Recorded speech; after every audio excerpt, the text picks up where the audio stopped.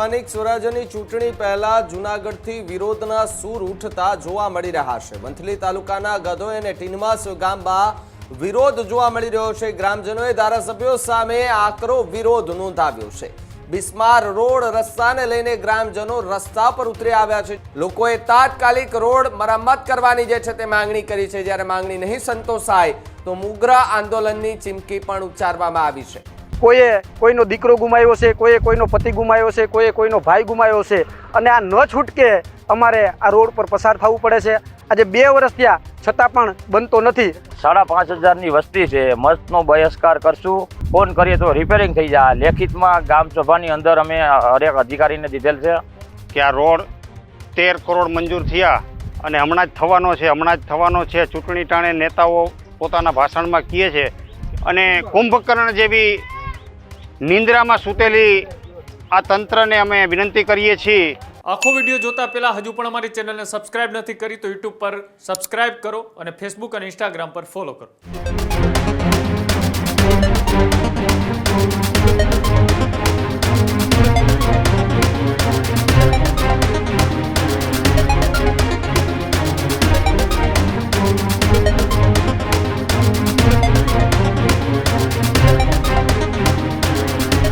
સ્થાનિક સ્વરાજ્યની ચૂંટણી પહેલા જૂનાગઢથી વિરોધના સૂર ઉઠતા જોવા મળી રહ્યા છે। વંથલી તાલુકાના ગધોઈ અને ટીનમાસ ગામમાં વિરોધ જોવા મળી રહ્યો છે। ગ્રામજનોએ ધારાસભ્યો સામે આકરો વિરોધ નોંધાવ્યો છે।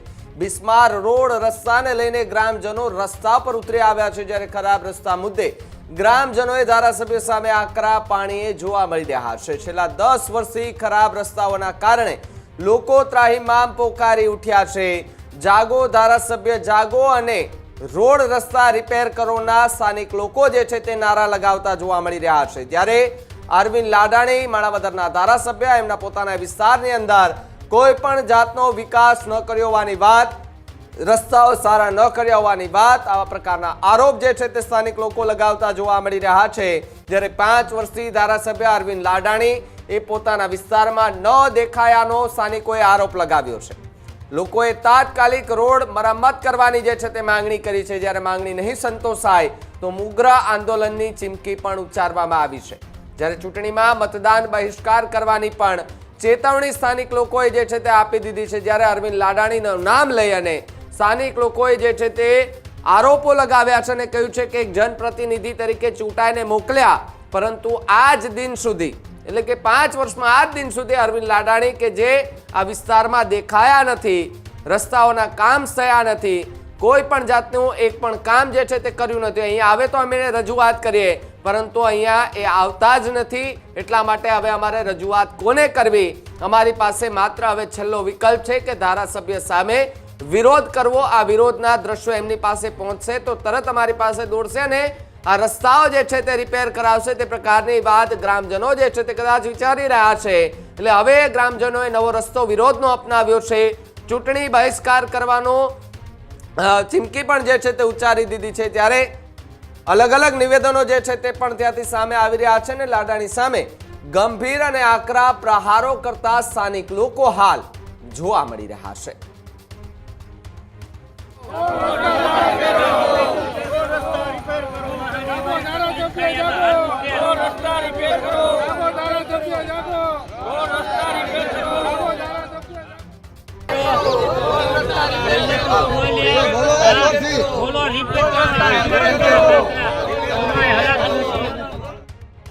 જાગો ધારાસભ્ય જાગો,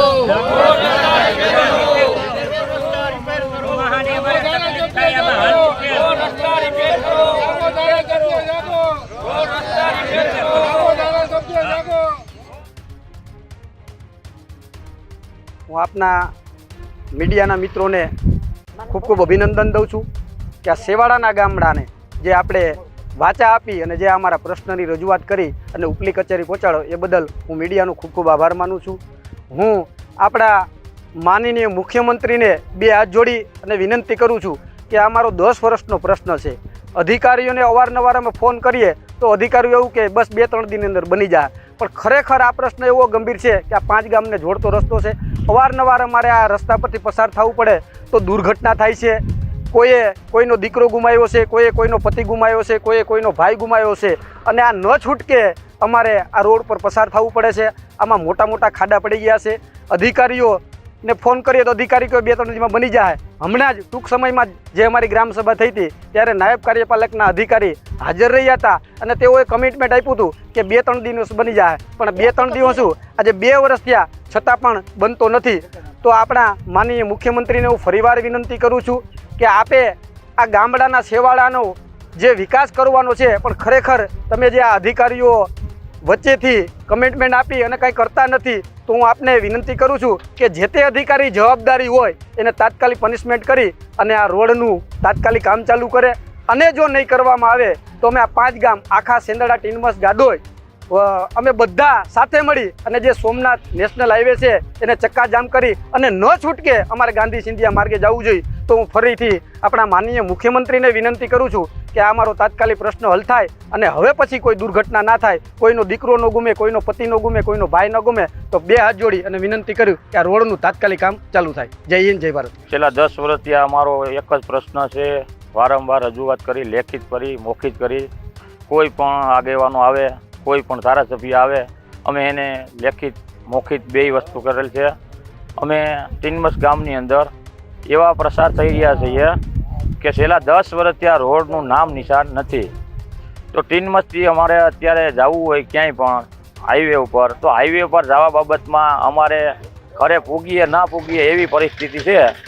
તો રોડ રસ્તા હાવ ફેલ છે અને જો આ 15 દિનની અંદર રોડ રસ્તાનો કોઈ પણ ઉકેલ નહીં આવે તો અમે ટીનમસ ગામના 5,500ની વસ્તી છે, મસ્તનો બહિષ્કાર કરશું. કોઈ પણ આગેવાન આવશે એને ગામની અંદર ઘરવા દેવામાં નહીં આવે. અને છેલ્લા અમે 5 વર્ષથી આ ધારાસભ્યને જોયો નથી ટીનમસની અંદર કે અમારો ધારાસભ્ય કોણ છે. તો અમે વારંવાર કહેતા કોઈ પણ વસ્તુનું કહીએ છીએ તો કે થઈ જાય, ફોન કરીએ તો રિપેરિંગ થઈ જાય. લેખિતમાં ગામ સભાની અંદર અમે હરેક અધિકારીને દીધેલ છે અને અમને એમ કહે છે થઈ જાય અને કોઈ કામ થતું નથી. તો અમારી નમ્ર અપીલ છે કે આ મીડિયાના માધ્યમથી કહેવા માગીએ છીએ કે અમારા 15 દિનની અંદર કોઈ પણ વસ્તુનું કામ નહીં થાય તો અમે ટીનમસની અંદર 3,500 મતદાર છે એનો બહિષ્કાર કરશું અને કોઈ પણ નેતા છે એને ટીનમસની અંદર પ્રવેશ કરવા નહીં દઈએ. અમારા વિસ્તારની અંદર આજે છેલ્લા 2 વર્ષથી વાતો સંભળાય છે કે આ રોડ 13 કરોડ મંજૂર થયા અને હમણાં જ થવાનો છે. ચૂંટણી ટાણે નેતાઓ પોતાના ભાષણમાં કહે છે કે અમે રોડ મંજૂર કરી આપ્યા છે, પણ આજે છેલ્લા 5 વર્ષથી આ વિસ્તારની પબ્લિક એવી હાલાકી ભોગવી રહી છે કે જેનો કોઈ અંત જ નથી આવતો. અમારે આ રસ્તા ઉપરથી ભારે વાહનો નીકળવાને કારણે ધૂળની ડમરીઓ અને ધુમ્મસની ડમરીઓ એટલી ઉડે છે કે માણસોને ટીબી જેવી બીમારી આ રસ્તાને કારણે થઈ ગઈ છે. તો આ નિર્ભર તંત્રને ગ્રામજનો વતી, ગાદોઈ, ટીનમસ, આખા ટીકરના ગ્રામજનો વતી આ મીડિયાના માધ્યમથી આ નિર્ભર અને કુંભકર્ણ જેવી નિંદ્રામાં સૂતેલી આ તંત્રને અમે વિનંતી કરીએ છીએ કે અમારો આ પ્રશ્ન, જીવાદોરી પ્રશ્ન હલ કરે. અનેક વખત એવું બન્યું છે કે અમારી બેન દીકરીઓની ડિલિવરી ટાણે હોસ્પિટલે તો પહોંચી જ નથી, રસ્તામાં જ ડિલિવરી થઈ જાય છે. એ પણ એક તમારો આભાર છે કે અમારે હોસ્પિટલે નથી જવું પડતું. પણ આ પ્રશ્ન બહુ ગંભીર હોવાને કારણે આપણે વિનંતી કરીએ છીએ કે અમારો આ પ્રશ્ન હલ કરે. હજુ સુધી તમે અમારી ચેનલને સબસ્ક્રાઇબ નથી કરી તો અત્યારે જ ન્યૂઝરૂમ ગુજરાતને સબસ્ક્રાઇબ કરો, ફેસબુક અને ઇન્સ્ટાગ્રામ પર ફોલો કરો.